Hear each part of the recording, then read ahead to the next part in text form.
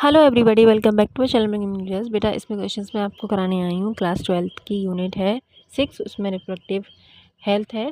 तो उस चैप्टर से क्वेश्चंस हैं आपकी। पहला क्वेश्चन देखिए, reproductive health refers to. Reproductive health किसको रेफ़र करती है? तो इसमें हिंदी इंग्लिश दोनों होंगी, बाईलिंगुअल में लेके आई हूँ या फिर क्वेश्चन आपके। तो वो किसको रेफ़र करती है? तो वो रेफ़र करती है आपका healthy reproductive organ and functions को। ठीक है, ये आपका ऑप्शन सही हो जाएगा, सी ऑप्शन आपका करेक्ट हो जाएगा। ठीक है, ये और बाकी आप पढ़ सकते हो कि रिप्रोडक्टिव जो हेल्थ होती है refer to the proper maintenance of reproductive organs and ensuring the smooth functioning of the same. Next question देखिए बेटा, इसमें आपको हिंदी में दे रखा है इसी का कि प्रजनन स्वास्थ्य से तात्पर्य है क्या है? तो ये है स्वास्थ्य प्रजनन अंग और कार्य इसके। सी ऑप्शन सही हो जाएगा। ठीक है, नेक्स्ट क्वेश्चन देखिए, ये है कि which of the following is not the role of reproductive programme. कौन सा रोल नहीं है रिप्रोडक्टिव प्रोग्राम का, वो आपको बताना है। तो इसका जो आंसर हो जाएगा वो क्या हो जाएगा? इसका आंसर हो जाएगा आपका डी ऑप्शन। ये प्रमोट अबॉर्शन को प्रमोट नहीं करता है। ये कहते हैं कि reproductive and child health care जो RCH है प्रोग्राम्स हैं were developed to cover a considerable range of reproduction related issues. These did not encompass abortions. ठीक है, abortions does not determine reproductive health. ठीक है, तो ये हो जाएगा। नेक्स्ट क्वेश्चन देखिए, इसी का हिंदी में कह रहे हैं निम्नलिखित में से कौन सी भूमिका प्रजनन एक बाल स्वास्थ्य देखभाल RCH कार्यक्रम की नहीं है, वो बताना है आपको। तो वो गर्भपात को बढ़ावा देना नहीं है। ठीक है, नेक्स्ट क्वेश्चन देखिए बेटा, नेक्स्ट क्वेश्चन है आपका ये कह रहे हैं आपसे कि reproductive health covers perspective ranging from the proper functioning of reproductive organ to the emotional, physical, behavioral and social well-being of individuals। Statement true है या फिर फॉल्स है? तो ये आपका ट्रू है स्टेटमेंट, आपका ये ऑप्शन सही हो जाएगा। कह रहे हैं NCERT में कि reproductive health is not just a proxy for organ maintenance. सिर्फ और सिर्फ ऑर्गन मेंटेनेंस के लिए ही नहीं है रिप्रोडक्टिव हेल्थ कि आपके ऑर्गन ही अच्छे होने चाहिए। अकॉर्डिंग टू हु it also implies to society पे भी वो इम्प्लाइज होती है। और इज़ रिप्रोडक्टिवली हेल्दी होना चाहिए आपको given and various aspects associated with reproductive ranging from mental, behavioural and social are also appropriately maintained होना चाहिए। ठीक है, तो हिंदी में देख लीजिए, प्रजनन स्वास्थ्य में प्रजनन अंगों के समुचित कार्य के लिए व्यक्तियों के भावात्मक, शारीरिक, व्यवहारिक और सामाजिक कल्याण तक के दृष्टिकोण शामिल हैं। तो ये आपका सत्य हो जाएगा। ठीक है, नेक्स्ट क्वेश्चन देखिए, नेक्स्ट क्वेश्चन है आपका फोर्थ। कह रहे हैं आपसे what modes have not been used by the agency to generate awareness on reproduction health. कौन सी एजेंसी है इसमें जो आपका प्रजनन स्वास्थ्य है पर जागरूकता पैदा करने के लिए एजेंसियों द्वारा किए किन तकनीकों का इस्तेमाल नहीं किया गया है? तो नहीं किया गया है, तो इसका आंसर क्या हो जाएगा आपका? इसका आंसर आपका हो जाएगा सी ऑप्शन। ठीक है, प्रोटेस्ट नहीं किए गए हैं अभी तक, तो इसका क्या है? विरोध प्रदर्शन नहीं किया गया है। नेक्स्ट क्वेश्चन देखिए, फिफ्थ कह रहे हैं आपसे कि which of the following is the correct reason for delivering sex education at schools. क्या एक अच्छा मेथड हो सकता है स्कूल में डिलीवरी करने का यौन शिक्षा को? जैसे निम्नलिखित में से कौन से स्कूलों में यौन शिक्षा देने की सही कारण है? तो इसका आंसर क्या हो जाएगा आपका? इसका आंसर हो जाएगा आपका ए ऑप्शन। ठीक है, डिस्करेजिंग मिथ्स एंड मिसकॉन्सेप्शंस कि आप ना मिथ है यहाँ पे जो भी चीज़ें झूठ होती हैं और गलत धारणाओं को आप ना प्रोत्साहित ना करें। ठीक है, तो ये क्या होता है आपका एक सही शिक्षा है। नेक्स्ट क्वेश्चन देखिए, 6 आपसे कह रहे हैं कि what is not a reproduction related problem. इनमें से कौन सी चीज़ है जो रिप्रोडक्टिव रिलेटेड प्रॉब्लम नहीं है, वो आपको बतानी है। अबॉर्शन नहीं है, ग्लोबल वार्मिंग नहीं है, इनफर्टिलिटी नहीं है, या फिर आपकी STI नहीं है, STD भी बोलते हैं। तो इसमें सीधे सीधे आपको ग्लोबल वार्मिंग नहीं है जो रिप्रोडक्शन से रिलेटेड नहीं है। ये आपका ऑप्शन सी सही हो जाएगा। प्रजनन से संबंधित समस्या क्या नहीं है? तो वो ग्लोबल वार्मिंग नहीं है। ठीक है, नेक्स्ट क्वेश्चन 7 देखिए, what test is use to determine the sex of the foetus. इनमें से कौन सा टेस्ट है जो डिटरमाइन करता है कि बेबी का सेक्स क्या होगा? तो आपको सभी को पता है कि इसका आंसर क्या हो जाएगा आपका? इसका आंसर हो जाएगा ए, एम्नियोसेंटेसिस हो जाएगा। तो इसका हिंदी देख लीजिए, भ्रूण का लिंग निर्धारण करने के लिए किस परीक्षण का उपयोग किया जाता है, तो वो अमीनोसेंटेसिस का प्रयोग किया जाता है। इसका क्या हो जाएगा आपका कि फेटल जो सेक्स डिटर्मिनेशन होता है is based on the patterns of chromosomes. हम जब फीटल का सेक्स डिटरमाइन करते हैं अमीनोसेंटेसिस के द्वारा, तो हम ना क्रोमोसोम यूज़ करते हैं इसमें, ठीक है, क्रोमोसोम का यूज़ होता है। इन द एमनियोटिक जो फ्लूइड होता है उसमें, जैसे बेबी जिसमें रहता है उसको एमनियोटिक फ्लूइड बोलते हैं, एक फ्लूइड होता है उसमें रहता है वो, तो उसी को एमनियोटिक फ्लूइड बोलते हैं। प्रेजेंट अराउंड द एम्ब्रियो के अराउंड प्रेजेंट होता है, मैंने आपको बता दिया है। हैंस दिस टेस्ट को हम क्या बोलते हैं, एमिनोसेंटाइसिस, ठीक है, यह टेस्ट का नाम होता है। और ये जो मेरा एमिनोसेंटाइसिस है इसमें आप ना सिर्फ और सिर्फ क्या क्रोमोसोमल बीमारियां होती हैं उनको डिटरमाइन कर सकते हो और सेक्स को नहीं कर सकते, याद रखना है आपको। तो जो क्रोमोसोमल जो आपकी बीमारियां होती हैं उनको आप डिटरमाइन कर सकते हो। डिटरमाइन का मतलब होता है पता लगा सकते हो, बाकी आप बीमारियों का पता नहीं लगा सकते, जैसे कि जॉइंडिस हो गया, ये सारी चीज़ें पता नहीं लगा सकते। और सेक्स बेबी का पता नहीं लगा सकते, इलीगल है ये, ठीक है। तो एमिनोसेंटेसिस सिर्फ इसलिए किया जाता है जो प्रेग्नेंट लेडी होती है उसका, कि उसके बच्चे को कोई क्रोमोसोमल डिसऑर्डर तो नहीं है, ठीक है, इसलिए हॉस्पिटल्स में ये एमिनोसेंटेसिस का वो रखा गया है प्रोग्राम। तो एमिनोसेंटेसिस deals with patterns of death in the amniotic fluid. इसका आंसर क्या होगा बताइए मुझे। तो इसका आंसर आपका हो जाएगा क्रोमोसोम। आपको मैंने अभी बताया है कि क्रोमोसोम लेवल पे ही हम एमिनोसेंटेसिस में डील कर सकते हैं। एमिनोसेंटेसिस एमनियोटिक द्रव में डैश के पैटर्न से संबंधित है, तो वो आपकी गुणसूत्र के पैटर्न से संबंधित है। देखिए होता क्या है कि एक होता है वॉर्म, ये मान के चलो वॉर्म है आपका, जैसे आप यूट्रस के अंदर जो होता है वॉर्म, उसको वॉर्म बोलते हैं, ठीक है। तो ये वॉर्म है, इसमें क्या है, बेबी है, इसमें बेबी या फिर हम भ्रूण को बना देते हैं, भ्रूण मतलब एम्ब्रियो को बना देते हैं। तो आप ऐसा कुछ बना लीजिए, ये मान के चलो भ्रूण है आपका, ठीक है। तो ये भ्रूण है, थोड़ा सा मैं इसको बदल दे रही हूँ, रुकिए, ऐसे यूँ करके यूँ और यूं करके, ये आपका क्या है, भ्रूण है, मान के चलो ये भ्रूण है, ठीक है। तो वैसे भ्रूण तो नहीं बना है ये, चलो मैं दोबारा से बना देती हूँ, ये अब तो बन गया भ्रूण। तो ये क्या है आपका एम्ब्रियो है, एम्ब्रियो, ठीक है। अब ये क्या है, मदर है, मदर का वॉर्म है, वॉर्म मतलब यूट्रस के अंदर जो एमनियोटिक फ्लूइड होता है, तो यहाँ पे एमनियोटिक फ्लूइड होता है, ये पूरा एमनियोटिक फ्लूइड भरा होता है इसके चारों तरफ। इवन जो बेबी भी होता है ना, तो बेबी के भी चारों तरफ एमनियोटिक फ्लूइड भरा होता है, जिसमें से हम क्या करते हैं, डॉक्टर्स जब एमनियोटिक प्रोसेस को करते हैं तो क्या करते हैं, एक लेते हैं इंजेक्शन के थ्रू वो क्या करते हैं, उस एमनियोटिक फ्लूइड को निकालते हैं, ठीक है। इंजेक्शन के थ्रू उस एमनियोटिक फ्लूइड को निकालते हैं और चेक करते हैं कोई भी बच्चे को सिंड्रोमिक प्रॉब्लम तो नहीं है। सिंड्रोमिक जो होती है ना परेशानियाँ, जो क्रोमोसोमल डिसऑर्डर्स होते हैं, तो वो तो नहीं है बच्चे को, ये चीज़ें चेक की जाती हैं उसमें, ठीक है। आई होप आप समझ रहे होंगे, ठीक है ना। और उसके बाद में जब पता चल जाता है कि एमनियोटिक कोई भी बीमारी है, क्रोमोसोमल डिसऑर्डर है कोई भी बच्चे को, तो फिर फर्दर उस जो डिलीवरी होती है, फर्दर जो प्रोसेस होती है कि एम्ब्रियो का डेवलप करना, वो नहीं रोक दिया जाता है, वहीं पे अबॉर्शन कर दिए जाते हैं, ठीक है। तो आपको ये चीज़ें याद रखनी है। नेक्स्ट क्वेश्चन देखिए, नेक्स्ट क्वेश्चन है सहेली इज़ कॉन्ट्रासेप्टिव। कौन सी कॉन्ट्रासेप्टिव है सहेली, ओरल है, इंट्रावीनस है, टॉपिकल है या फिर वजाइनल है। तो सहेली आपकी ओरल कॉन्ट्रासेप्टिव है।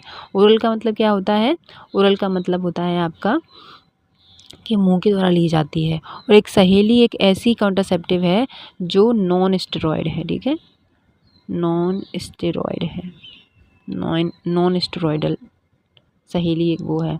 तो ये सबसे पहले कहाँ पे हुई थी आपने पता है, आपके CDRI लखनऊ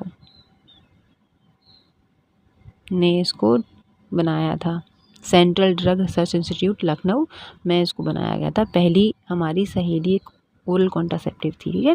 तो सहेली डैश गर्भ निरोधक है, तो मौखिक है, वो मुंह के द्वारा ली जाती है। नेक्स्ट क्वेश्चन देखिए, नेक्स्ट क्वेश्चन है आपका सहेली was developed by scientist at dash in India. तो हमारी जो इंडिया में सहेली किस साइंटिस्ट के द्वारा या फिर डेवलप की गई थी, कहाँ पे, तो सेंट्रल ड्रग रिसर्च इंस्टीट्यूट में की गई थी और ये लखनऊ में है, लखनऊ, ठीक है। लखनऊ क्या है, उत्तर प्रदेश की तो आपको याद रखना है ये सारी चीज़ें। 10th देखिए इसी का हिंदी में कि सहेली का विकास भारत में डैश के वैज्ञानिकों द्वारा किया गया था, तो केंद्रीय औषध अनुसंधान संस्थान के द्वारा किया गया था। नेक्स्ट क्वेश्चन देखिए, नेक्स्ट क्वेश्चन है तो world population is, world population कैसी है, तो वर्ल्ड पॉपुलेशन विश्व की जनसंख्या बढ़ रही है, राइजिंग हो रही है, ठीक है। नेक्स्ट क्वेश्चन देखिए, कह रहे हैं आपसे as the 2000 census comma every 6 person in the world is an Indian, ये ट्रू है या फॉल्स है, तो ये ट्रू स्टेटमेंट है आपका, ठीक है। 2000 की जनगणना के अनुसार दुनिया का हर 6वां इंसान जो है व्यक्ति है भारतीय है, ये करेक्ट है, एनसीईआरटी की लाइन है बिल्कुल। नेक्स्ट क्वेश्चन देखिए, Indian population has increase significantly post dash, भारतीय जनसंख्या में उल्लेखनीय वृद्धि हुई है डैश, किसमें, इंडिपेंडेंस के बाद में, या फिर आपकी ये इंडिपेंडेंस के बाद में ही है आपका, ये आपका ऑप्शन सही हो जाएगा ए, ठीक है, स्वतंत्रता के बाद। फिर आप देखिए MMR स्टैंड्स फॉर, MMR किसके लिए स्टैंड करता है, या फिर MMR का मतलब क्या है, तो मैटरनल मोर्टेलिटी रेट होता है, दर। नेक्स्ट क्वेश्चन देखिए, नेक्स्ट क्वेश्चन है मातृ मृत्यु दर, इसको बोलते हैं। नेक्स्ट है आपका ये क्वेश्चन कि what does IMR stand for, IMR किस लिए स्टैंड करता है, तो IMR का क्या अर्थ है वो आपको बताना है, ये मुझे आप बताएंगे। इन्फेंट मोर्टेलिटी रेट होता है, या फिर इन्फेंट मोर्टेलिटी रेशियो होता है, या फिर इन्फेंट मोर्टेलिटी रेट होता है, तो आपको ये क्वेश्चन आपको बताना है 5 का XYZ, बस ये 15 होगा क्वेश्चन। देखिए बेटा नेक्स्ट क्वेश्चन आपसे कह रहे हैं कि what does IMR stand for, IMR का क्या अर्थ है, तो इसका आंसर हो जाएगा आपका इन्फेंट मोर्टेलिटी रेट, ठीक है, आपका बी ऑप्शन सही हो जाएगा। नेक्स्ट क्वेश्चन देखिए, शिशु मृत्यु दर। नेक्स्ट वन है आपका कि a rapid decline in which of the following is not associated with a rise in population, कहने का मतलब है निम्नलिखित में से किस में तीव्र गिरावट जनसंख्या में वृद्धि से जुड़ी नहीं है, तो किस चीज़ में गिरावट होगी तब वृद्धि हमारी नहीं होगी जनसंख्या की, वो आपसे पूछ रहे हैं।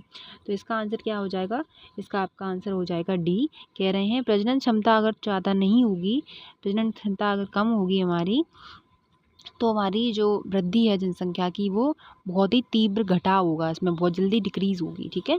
तो आपका आंसर क्या हो जाएगा, डी ऑप्शन, प्रजनन क्षमता। नेक्स्ट क्वेश्चन देखिए, नेक्स्ट है ये what is the rate at which the population of region increases, option हैं आपके birth rate, population increase rate, population growth rate, population rise rate, तो इसका आंसर क्या हो जाएगा, पॉपुलेशन ग्रोथ रेट आपका आंसर सही हो जाएगा, मीन्स आपका सी ऑप्शन सही होगा। कह रहे हैं किस क्षेत्र की जनसंख्या किस दर से बढ़ती है, तो वो पॉपुलेशन ग्रोथ रेट की दर से बढ़ती है, ठीक है। मतलब कह सकते हैं आप population growth rate is a major used to measure the current rate of increase in population in a given region, ठीक है। This can also be used to predict the population for the coming years. This helps in planning and taking appropriate steps to accommodate the new growth. Next question देखिए, 8th कह रहे हैं आपसे for country A the population is 2000 was 1 million, ठीक है, एक country के लिए पॉपुलेशन कितनी थी 2000 में 1 मिलियन थी। It has reached 2 million in 2020 में, 2020 में आपकी 2 मिलियन पे पहुंच गई, 2 बिलियन पे पहुंच गई, सॉरी, ठीक है। For country be the population 2000 थी, 2000 में 160 मिलियन थी, it has reached 800 million in 2020 में। Which country will has a larger population by the end of 2030 assuming the population fold change in the same, तो आप easily इसको निकाल सकते हो ऑप्शन को, बहुत ही ईजी क्वेश्चन है।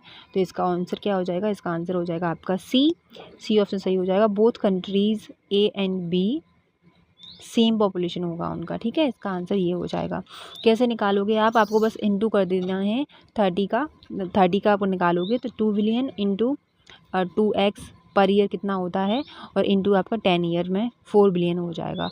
तो and the population of country be कितना हो जाएगा 2030 में, तो वो हो जाएगा आपका 800 करोगे, 800 मिलियन का गुणा करोगे 5x जो आपकी पर ईयर जितनी भी होती है, और इंटू 10 ईयर का कर दोगे तो 4000 मिलियन हो जाएगा, 4 बिलियन आपकी पॉपुलेशन हो जाएगी 2030 में, ठीक है। नेक्स्ट इसी का हिंदी में अनुवाद देख लीजिए, कह रहे हैं आपके देश ए की जनसंख्या 2000 में 1 बिलियन थी, यह 2020 में 2 बिलियन तक पहुंच गई है। देश बी की जनसंख्या 2000 में 160 मिलियन थी, यह 2020 में 800 मिलियन तक पहुंच गई है। किस देश में 2020 में 1 बिलियन से अधिक लोग होंगे? 2030 होना चाहिए, यहाँ पे 20 कर दिया है, 30 में होना चाहिए, ठीक है। तो किस देश में होंगे आपकी? C, both A and B में, दोनों में ही आबादी समान होगी, ठीक है। नेक्स्ट क्वेश्चन देखिए, नेक्स्ट क्वेश्चन है आपका, population rise is not going to affect the food, shelter and housing because of the advancement in technology and infrastructure. तो इसका आंसर क्या होगा आपका? इसका आंसर आपका हो जाएगा बी ऑप्शन, फॉल्स, ठीक है।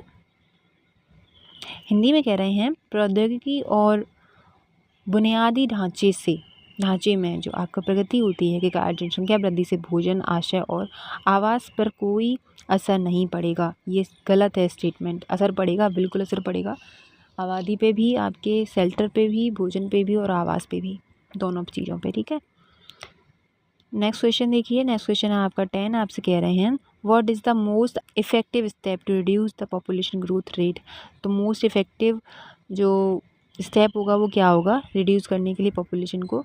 तो मोस्ट इफेक्टिव जो आपका स्टेप होगा वो आपका होगा use to contraceptive methods. D option सही हो जाएगा कि जनसंख्या वृद्धि दर को कम करने के लिए सबसे प्रभावी कदम क्या है? तो वो गर्भ निरोधक विधियों का उपयोग करना है। नेक्स्ट क्वेश्चन 11 आपसे कह रहे हैं कि what slogan has been popularised in India for population control. तो कौन सा स्लोगन चला है हमारे इंडिया में पॉपुलेशन कंट्रोल के लिए? तो हम दो हमारे दो, ये स्लोगन चला है आपका, बहुत ही फेमस स्लोगन है, आपको पता होगा। तो इसका आंसर क्या हो जाएगा आपका? बी, हम दो हमारे दो। भारत में जनसंख्या नियंत्रण के लिए कौन सा नारा प्रचलित किया गया है? तो हम दो हमारे दो, ठीक है। थोड़ा सा ब्रीफ में जान लो इसके बारे में। कह रहे हैं आपसे, there has been an enormous drive across India to use contraceptive methods in order to check the population growth rate। तो हम क्या करते हैं अक्रॉस इंडिया में कॉन्ट्रासेप्टिव मेथड्स को क्या करते हैं? चेक करते हैं पॉपुलेशन ग्रोथ रेट चेक करने के लिए, ठीक है। मैनी एडवर्टाइजमेंट होते हैं उसके द्वारा एंड पोस्टर्स लगते हैं विद द स्लोगन ऑफ हम दो हमारे दो have been used. This means we two our two, मतलब हम दो हैं तो हमारे बच्चे भी दो होंगे, ठीक है। ये स्लोगन बहुत प्रचलित है हमारे इंडिया में। नेक्स्ट वन है आपका, नेक्स्ट वन ये है आपका क्वेश्चन, कह रहे हैं आपसे कि देखिए नेक्स्ट वन, ओरल एडमिनिस्ट्रेशन होता है of a small doses of either dash और progesterone oestrogen combination is another contraceptive method used by the dash. तो इसका जो आंसर हो जाएगा क्या हो जाएगा? तो इसका आंसर क्या होगा आपका, बताइए ज़रा। इसका आंसर आपका ए हो जाएगा, प्रोजेस्टेरॉन कॉमा फीमेल। तो क्या हो जाएगा? Oral administration of a small dose of either progesterone और progesterone oestrogen combination is another contraceptive method used by the female. ये आपका आंसर हो जाएगा। हिंदी में देखिए, या तो डैश या प्रोजेस्टेरॉन ईस्ट्रोजन संयोजन की एक छोटी खुराक का मौखिक प्रशासन डैश द्वारा उपयोग की जाने वाली एक अन्य गर्भ निरोधक विधि है। तो ये आपका ए ऑप्शन सही हो जाएगा, प्रोजेस्टेरॉन और महिला। STDs आई लीड्स टू, क्या लीड करते हैं? तो आपको पता है जो STI में लीड करते हैं, क्या लीड करते हैं बताइए मुझे, क्या लीड कर सकते हैं बताएंगे मुझे? तो वो लीड करते हैं हमारे both A and B. Itching भी होती है, फ्लूइड डिस्चार्ज भी होता है, स्लाइटली पेन भी होता है, स्वेलिंग भी होती है और पेल्विक इन्फ्लेमेटरी डिजीज़ भी बोलते हैं इनको, जो पेल्विक रीजन में हो जाती है। एक्टोपिक प्रेगनेंसी भी हो सकती है STD से, और स्टिल बर्थ भी हो सकती है, और इनफर्टिलिटी भी हो सकती है, और अबॉर्शंस भी होते हैं STD के द्वारा, ठीक है। तो आपको ध्यान में रखना है ये सारी चीज़ें कि आपको STD क्यों होती हैं जब हम मल्टीपल सेक्सुअल पार्टनर रखते हैं। मल्टीपल सेक्सुअल पार्टनर हमारे होते हैं, तो मल्टीपल सेक्सुअल पार्टनर्स को आप ना रखें, ठीक है। इससे क्या होता है, इससे हमारी जो सेक्सुअल ट्रांसमिटेड डिजीज़ है उन्हें फैलने का बहुत डर रहता है, तो प्लीज़ ना रखें। दूसरा क्या है, ये फर्स्ट नंबर है। दूसरा क्या है, ऑलवेज़ टेक प्रिकॉशंस, आपको प्रिकॉशंस लेने चाहिए जब भी आप सेक्सुअली एक्टिविटीज़ में इन्वॉल्व हो रहे हो, तो आप प्रिकॉशंस को लें और साथ में आप ना कॉन्डम्स का यूज़ करें, ठीक है। ये आपकी 2 मेथड्स हैं जो मैंने आपको बता दिए हैं कि आपको मल्टीपल सेक्सुअल पार्टनर नहीं रखनी चाहिए, पहले नंबर। और दूसरा आपका क्या है कि जब भी आप सेक्सुअल एक्टिविटीज़ में इन्वॉल्व हों तो आप प्रोटेक्शन को प्रेफरेंस दें, पहले प्रायोरिटीज़ दें, ठीक है, याद रखना है आपको। तो आपसे कह रहे हैं कि हिंदी में यौन संचारित रोगों के कारण क्या हैं, तो ए और बी दोनों होंगे, ठीक है। नेक्स्ट क्वेश्चन देखिए 14 कह रहे हैं what is the false for gift, के लिए क्या चीज़ फॉल्स है। तो गिफ्ट के लिए फॉल्स क्या है आपकी, ये भी आपका ऑप्शन हो जाएगा सी। कह रहे हैं अ zygote from a donor is transferred into the oviduct of the recipient. तो ये आपका आंसर क्या हो जाएगा, गलत हो जाएगा। गिफ्ट का मतलब क्या होता है, गैमीट को ट्रांसफ़र कर रहे होते हैं हम, ठीक है। या इधर आपका ओवम हो सकता है, इधर आपका स्पर्म हो सकता है। तो गिफ्ट में क्या झूठा है, तो दाता के युग्मनज प्राप्तकर्ता के डिंब वाहिनी में स्थानांतरित किया जाता है, ये गलत है आपका। नेक्स्ट क्वेश्चन देखिए, कह रहे हैं आपसे, लास्ट क्वेश्चन है आपके ये कि lactational amenorrhea is effective up to a maximum period of.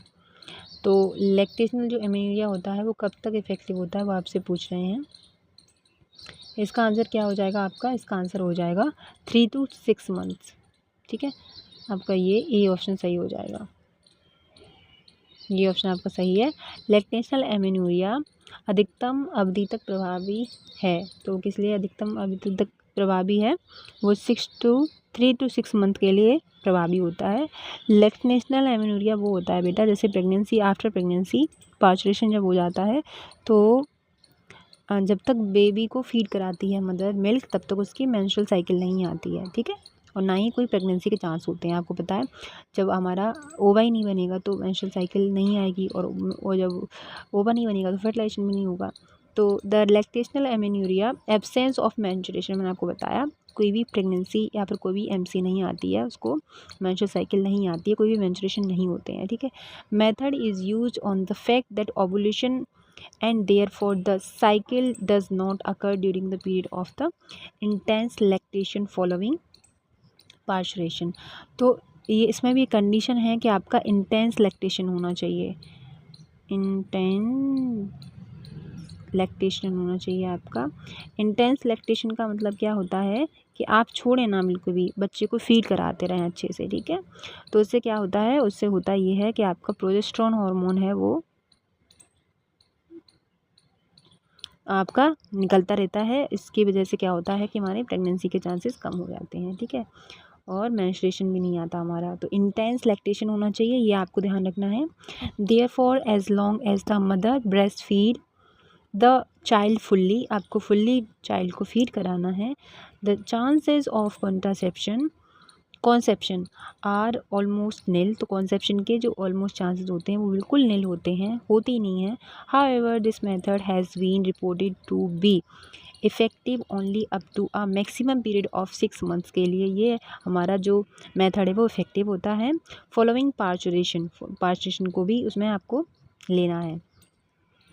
As no medicines और devices are use in these methods, इन मेथड्स में कोई भी मेडिसिन या फिर डिवाइसेस का यूज़ नहीं किया जाता है, कोई भी साइड इफ़ेक्ट नहीं होते हैं, ये आपको याद रखना है। चांसेस फॉर फेलियर और through of this method are also high, तो चांसेस ऑफ फेलियर भी हो सकते हैं अगर आप इंटेंस लैक्टेशन नहीं कराएंगे बेबी को, तो फेलियर हो सकता है, ठीक है। तो ये कुछ क्वेश्चन थे जो आपके रिप्रोडक्टिव हेल्थ से रिलेटेड थे, मैंने आपको बता दिए हैं। Thank you so much for watching me, take care. कैसे लगे ज़रूर बताना मुझे।